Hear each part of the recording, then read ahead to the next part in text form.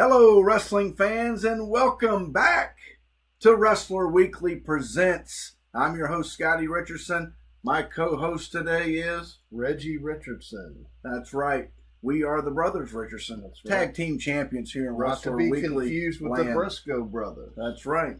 Or the Anderson.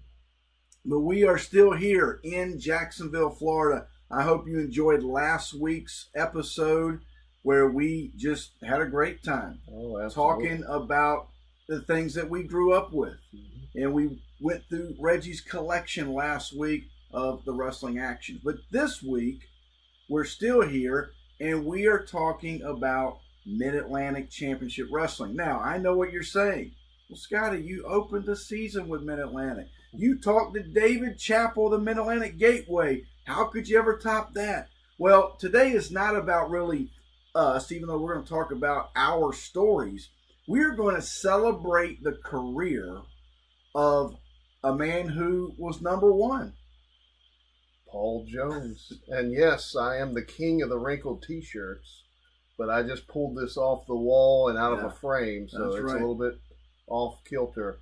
But this is the man, number one, Paul Jones, sporting the U.S. heavyweight title. Little teaser there. That is a teaser. That is a teaser. Little teaser. And so, in a teaser, I'm wearing a teaser shirt myself. Right here. Because this was the t-shirt that we got down at the NWA Legends Fan Fest in Charlotte. In 2014, I believe it was. 14 or 15, it was one of them.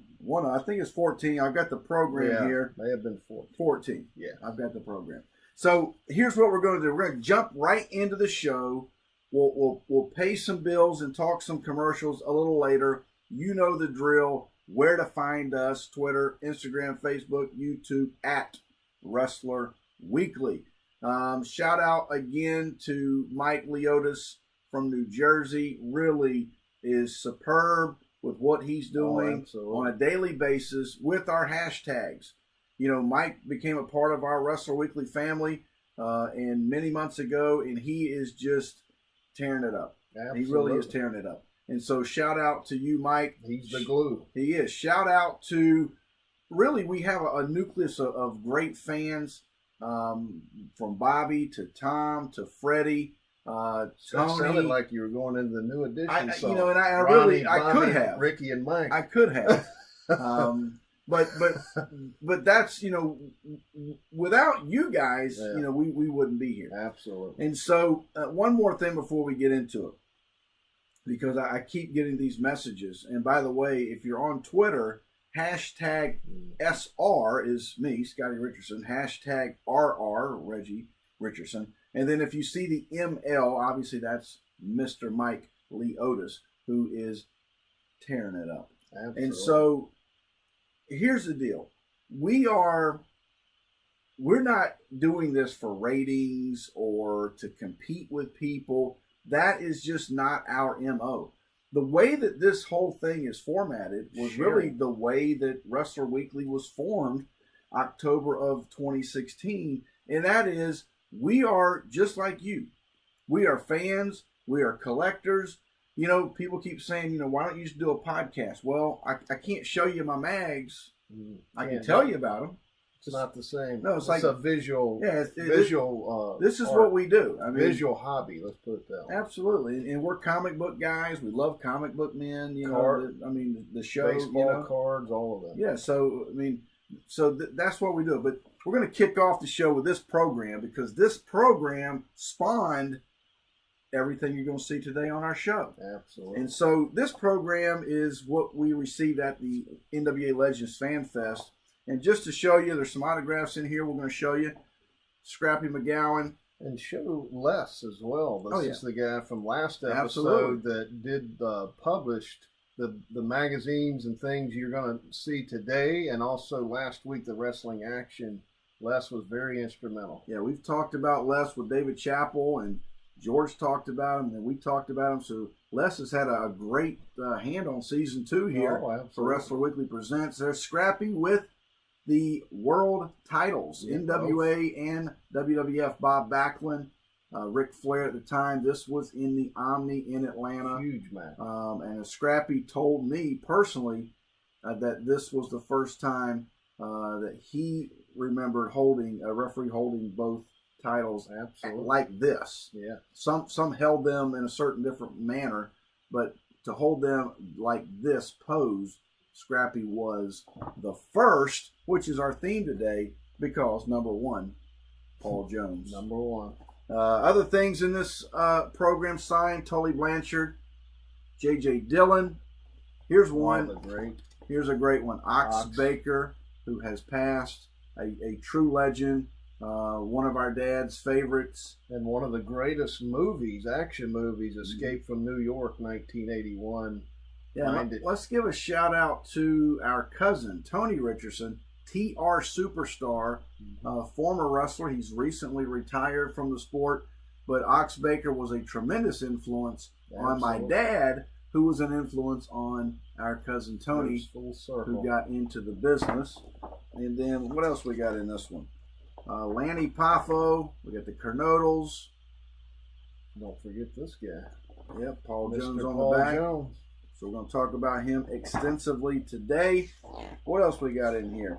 Show the fans 2014, Kevin Sullivan. We really could just stop here, pause, and talk a long time. But I put all that in my book, Family Bacon Wrestling. So check that out. Jim Cornette and the Heavenly Bodies signed here. Rocky Johnson, another autograph. Let's see where we end up here. On the back, Lance Storm and Tessa Blanchard. Let's go. Let's move on. What do we got? All right, right out the gate, like we say, this event, if you know, for us, we're just going to have a conversation and you're going to be privy to it. But a day before this event started, I get a call from this guy saying that someone backed out of going to the event. And then I got called. Well, I've been a long-time collector of the Mid-Atlantic Wrestling magazine, long before really the autograph craze that we got into, our entrance into it. But this is really what spawned the last 4 years, 4 years of collecting.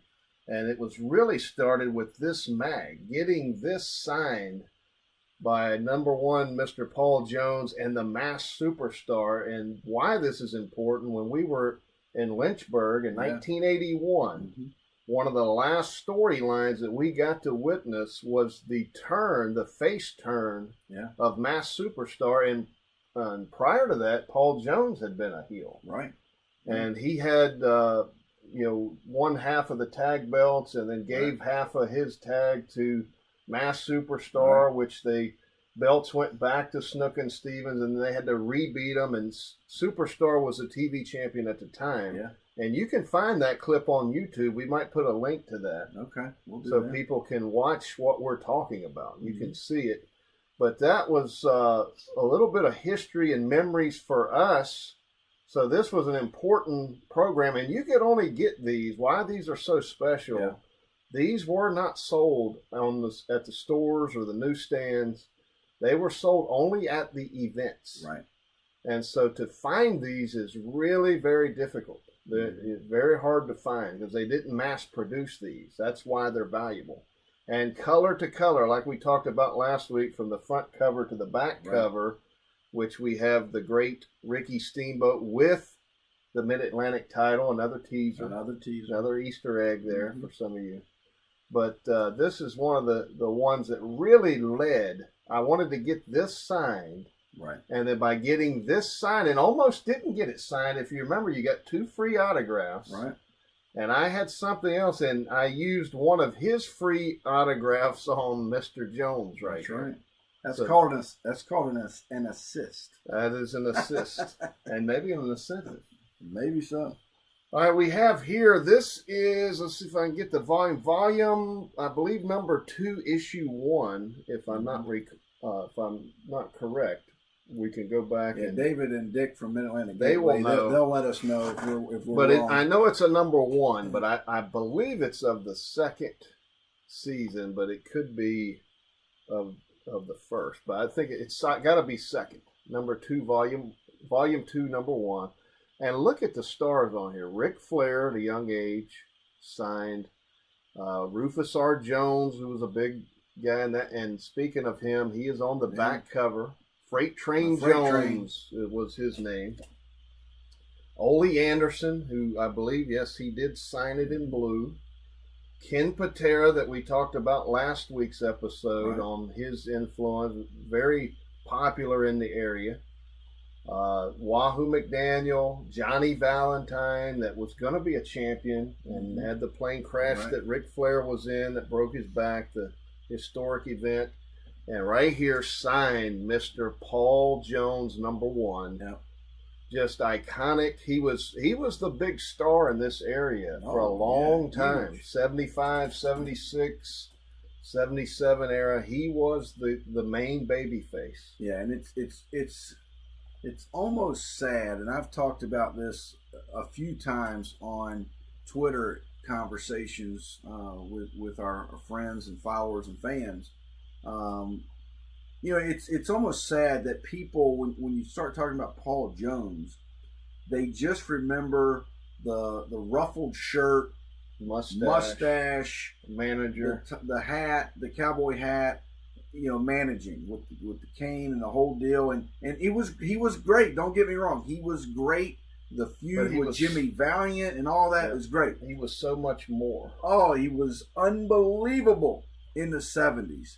You talk about a guy that was just on fire, and that's what I would encourage our newer fans to do is to go back, do some research, find these mags, find the YouTube clips, and really get in there and dig deep, because man, this guy was on fire in the 70s in Mental Health. Just to give you some perspective on it, the U.S. title that is still around today dates back to this territory. Yeah. And number 1, Mr. Paul Jones held that belt back when this was considered, if you had this belt, you were the number 1 contender for the World Heavyweight title. That's how important this belt was. And then we were talking last week about the artwork. Look at this great artwork.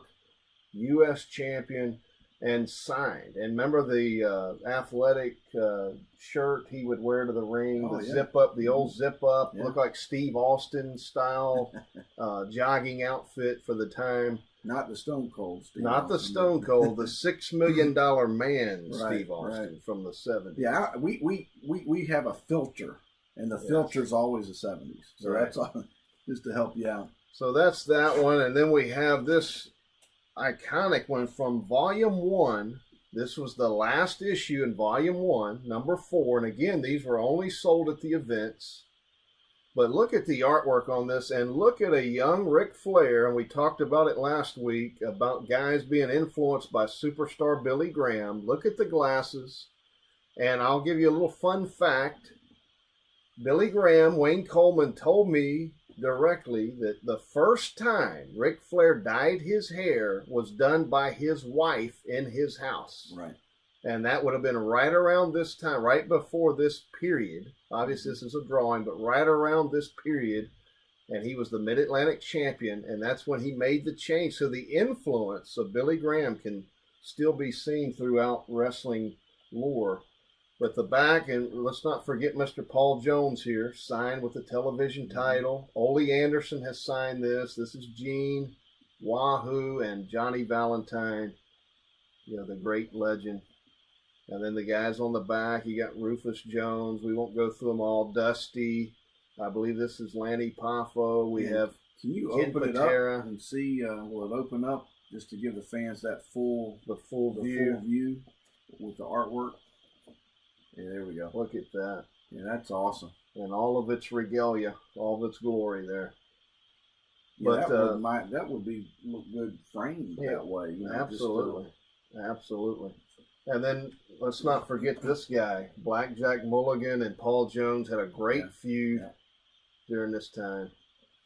Yeah, and I want to give a little bit of a side note here, because for those that have been with us since season 1, all the way through those 15 episodes and the bonus episodes, and now here we are in the second half of season 2, you will remember a mag that both of us own that I got from Japan. Mm-hmm.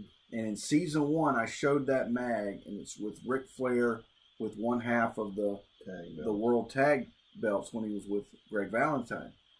That mag, if you remember me saying, that is the first publication of a mag, okay, that was on newsstands. Obviously, it was in Japan, with Ric Flair with a title. Mm-hmm. This one actually is the first Ric Flair on the cover with a belt. Now, it's a drawing, and it was not sold. It wasn't, so it wasn't mass published or mass produced. Absolutely. To be sold. And so this one becomes like the rarity, like the rookie card, if you will, of those mags, and just so signed and all that. I know we're talking Paul Jones, but for our fans out there, that is a good tidbit for you. Absolutely.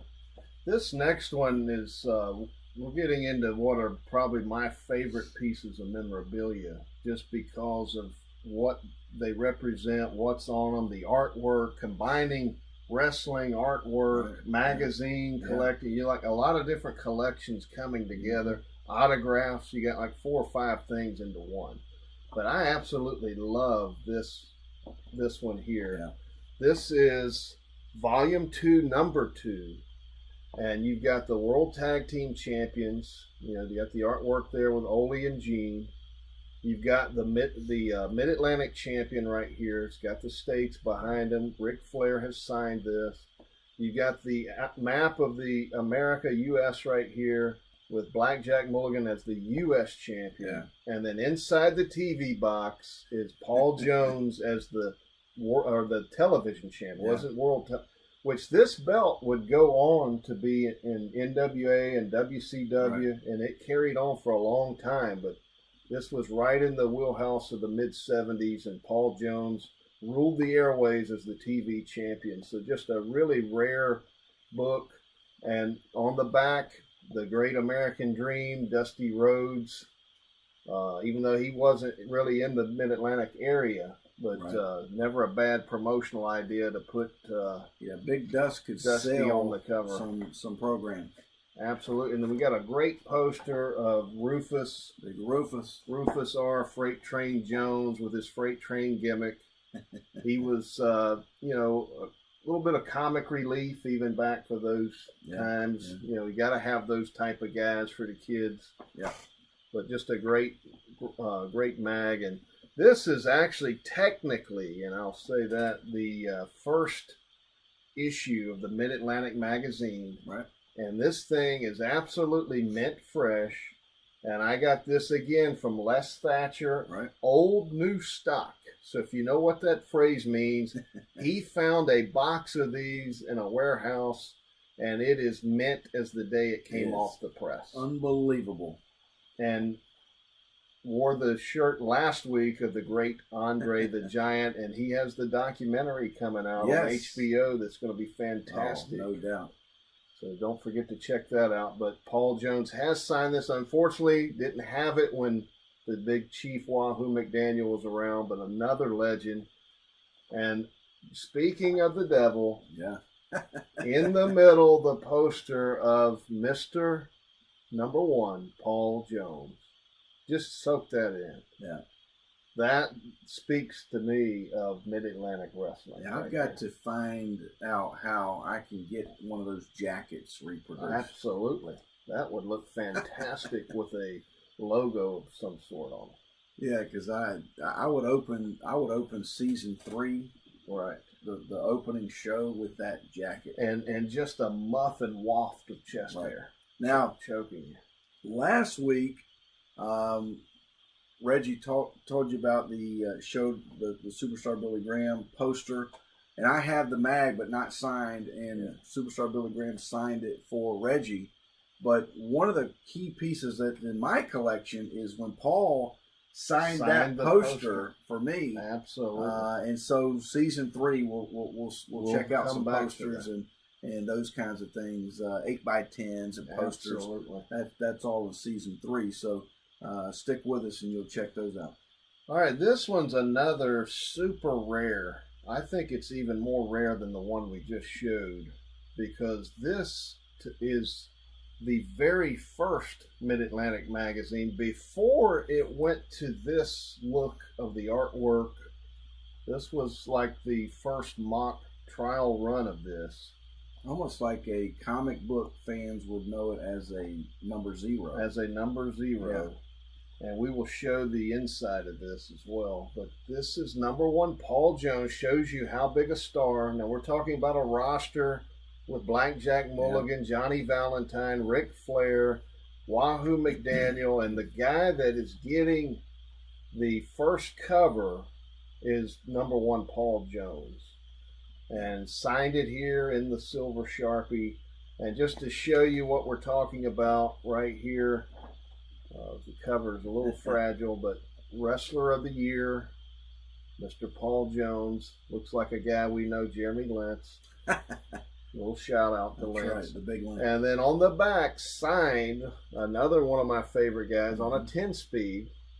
I don't even know if they make those anymore. I don't know. I don't know how he got on. I don't know how he got off. Those seats were so narrow. But Ken Patera has signed this also, smiling. Look, this is just a rare piece. I mean, it's not, it got the fluff and the thrills and the artwork as the other, but this is just super awesome to own. Yeah, I'd love to know the story, Les's story on how he got Ken on this 10-speed. I mean, how much coaxing was it? Come on, Ken, it's going to be a great shot. Just get up on the 10-speed. Yeah. Just take a second. It'll just be 5 minutes. Smile, but you got to smile when you get up there. Exactly. And then we have the Ric Flair, young Ric Flair. Yeah. It just shows you the age on this. I mean, you can't just get these on eBay. You can't type in on eBay and find this. Watch, somebody will do it tonight, and they might get lucky. They might pay a lot. They might pay a heck of a lot. So we have the... All right, so you know what time it is. It is hot mag time. And when I was going through all of my programs months ago in preparation for season 2, this one is in my collection, and I pulled it to the side. And I remember calling Reggie, and I said, hey, we're going to do an episode, but this was something special to you, and so we're going to just put it to the side. And we've just, how it's all worked out. We're here in Jacksonville, Florida. We're in this is like part 2 of the Brothers Together, and so here we are, hot mag time. Let's go. And we're going to show the back cover first, because it's the back cover that is my first memory of, and I didn't know that this was a program at the time. I thought this was an actual mag. This is a Mid-Atlantic magazine, and we'll show the front cover after a while, but we want to show this back because of the iconic tag belts. Yeah. The Carolina Baby Blue. These are just iconic belts that I love these belts so much that my mom made one out of fabric, right, and then painted on there. Mm-hmm. Just absolutely fantastic tag team, Steamboat, and these were, a lot of people don't know, these were the actual World Tag Team belts. Yes, they were. Absolutely. For a long time, we thought they were just the Mid-Atlantic tag belts, but they were actually for 2 people, 2 sets of tag teams own these. These guys and the Baron and Greg Valentine, which we'll do a future show on that program. Yeah, and this has confused a lot of people, including myself. Shout out to Dick Bourne for setting me straight on it, and Dick and David have written articles on this, and so just great historical significance. But I actually got this as a kid, and this is the one. That's why it's got some damage, but this is really what started it all, and that's why this is the most important one in my collection. Yeah, for someone else. And on the other side, one of our favorite wrestlers ever, my dad's favorite wrestler, Blackjack Mulligan, just iconic wrestler, and the Mr. Redneck, Captain Redneck, Dick Murdoch. So there's the artwork again, just fantastic looking stuff. But these are just some of the candids inside. You probably maybe seen these before, but look at that flare. I mean, that is just, you're not seeing these in a PWI. Now, is this the one that when I talked to Paul Jones a couple of years ago, is this the mag with the golf club? This one? I don't think that's this one. Okay. We'll show it to you later on. But look at this Patera. Mr. Wrestling, Tim Woods as well. Mm-hmm. I mean, these are just fabulous. What else is in this? I know there's, as a kid, I remember looking at this because this guy scared me half to death, this Baron, and I've come to love this guy. I actually was able to reach out to him, and he's been a really nice guy. I wrote a nice letter to my dad thanking him for his service. 100% Vietnam veteran, disabled, but just great stuff from the Baron. So this is one of the better ones, and we'll end with Mr. Dick Murdoch. I mean, just iconic. All right, we've got about 5 minutes left in the show, and we're going to do a couple things here. We've got the, where's the U.S.? There it is. Here we go. So if you want to hold this one up, and then I'll show our fans Paul Jones, U.S. champion. And on your shirt, I think you've got a little bit of a title here. And so we've got something special here. Want me to help you fold it? Yeah, if you want to. This is my favorite belt of all time, the U.S. title. And, we talk about the legends that had this, from Blackjack Mulligan to Ric Flair to Ricky Steamboat, Jimmy Snuka, Johnny Valentine, even going back to Harley Race, Terry Funk had this title. Mr. Tim Wrestling, Woods, Greg Valentine ended, but Paul Jones. We're talking about Paul Jones today, and here's the belt that he had. Very iconic. Unbelievable. So that's one belt that Paul Jones had that's in our collection. And so let's see the other belt. And this is it, fans. This is the Mid-Atlantic belt. And Mr. Paul Jones, I believe he signed it right here, number 1. Yep. Got Ricky Steamboat has signed this, Ric Flair, Greg Valentine. On this end, the late, great Ivan Koloff, before he passed, signed it. Ken Patera, one of the most iconic guys to have it. Yep. I believe we have Tony Atlas, Mr. USA, and Jumpin' Jim Brunzell. And he even put the year that he won it, 1979. Right. So you can't beat that. On the back, there's some signatures. We've got, it's upside down, but here we go. If we can get it around there. Bob Cottle signed it, the great announcer from the Mid-Atlantic area. And this has been done with alligator skin on the back. Mm-hmm. I believe this is the Tommy Young, the great referee.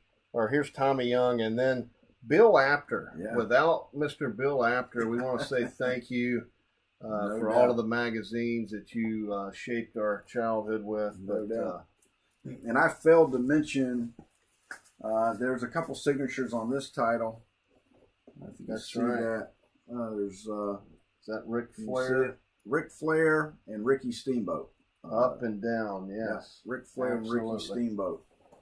So couple good belts here in our collection. Being Mid-Atlantic fans, these were the titles, and it doesn't get any much better than this. We may have a match when this is over, belt for belt. Right. So we'll let you know who won next week. All right, fans, thanks for joining us again this week on Wrestler Weekly Presents. We've been talking about Mid-Atlantic, but more importantly, we've been celebrating the life and career of number 1, Paul Jones. So for Reggie, myself, Scottie, find us across the board. If you want to support the show, ProWrestlingTees.com/Wrestler Weekly. Find us on YouTube, Instagram, Facebook, and Twitter at Wrestler Weekly. Until next time, so long.